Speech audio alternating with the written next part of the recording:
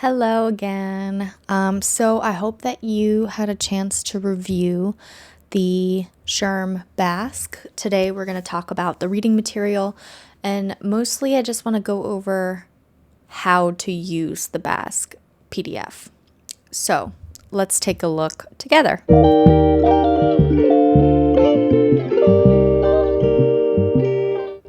So the behavioral competencies are going to be soft skills. That's the way you're going to actually do things. Show up, lead, communicate, and make decisions. So you think how you act under pressure, how you build trust, how you navigate ethical dilemmas, how you influence leaders or coach managers. There are 9 total behavioral competencies in the SHRM-BASK, and they're grouped into 3 clusters. We've got leadership, interpersonal, and business. Why does SHRM care about this? Because your role as an HR professional isn't just to know laws, it's to lead with them. SHRM wants to know, can you think strategically? Can you influence without authority? Can you do the right thing even if it's hard?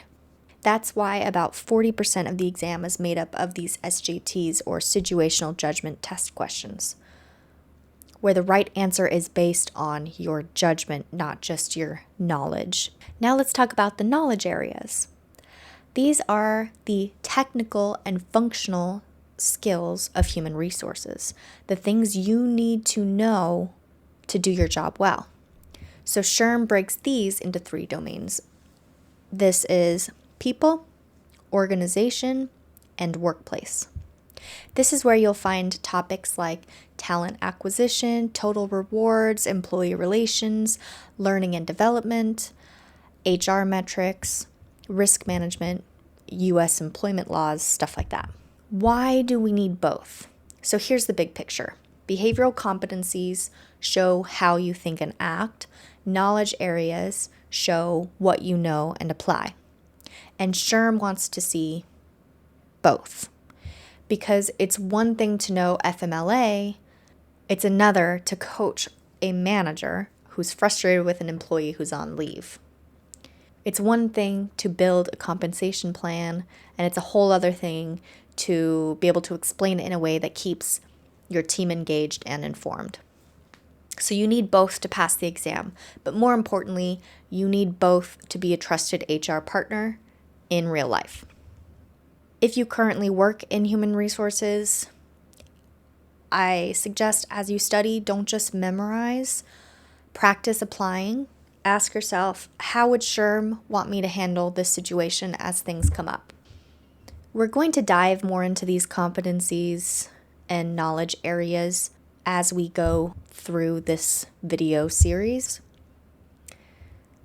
But I also wanted to talk about how I recommend reading through the BASK in order to be successful as you're studying for the actual certification exam, which is, again, what this whole series is about. So let's start with the behavioral competencies. So I recommend going through. On page 9, you'll see the organization of the SHRM-BASK. That you'll get the behavioral competencies, and it's broken up again by leadership, interpersonal, and business.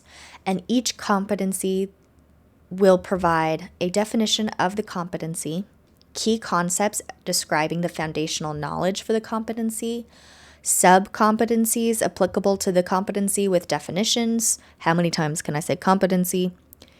And proficiency indicators that apply to all HR professionals, including early career through executive career levels, as well as those that apply primarily to advanced HR professionals, such as senior and executive career levels. When it comes to HR expertise or HR knowledge, each function area will provide a definition of the functional area, key concepts describing the knowledge specific to the functional area, and again, proficiency indicators. So let's start with the leadership cluster. There are 3 behavioral competencies in the leadership cluster. For example, leadership and navigation, ethical practice, and inclusion and diversity. And with those behavioral competencies, you'll also see sub-competencies, such as navigating the organization, vision, managing HR initiatives, and influence underneath leadership and navigation. So I suggest as you go through, look under the key concepts and figure out what are the areas that I know well and what are the areas that I need to refresh myself or learn for the first time. So for example, if you're going through key concepts and you don't know the leadership theories, including situational leadership, transformational leadership, participative leadership, inclusive leadership, leader-member exchange theory, servant leadership, transactional leadership, trait theory, contingency theory. If those are unfamiliar to you, then you can highlight as you go through and make sure those are added to your flashcards so you can look them up and make sure that you understand. You may go through people management techniques and you're familiar with directing, coaching, supporting, delegating, mentoring, for example, but maybe you don't know the motivational theories. So as you go through, highlight the areas that you feel less confident in, and from there, you can study away. You also might notice that some of the areas that you've highlighted could be in the glossary, so feel free to reference the glossary for terms that you're unfamiliar with. Again, make sure everything that you need is added to your flashcards. You'll see here transformational leadership, which we highlighted previously, is in the glossary. So it shows the definition here.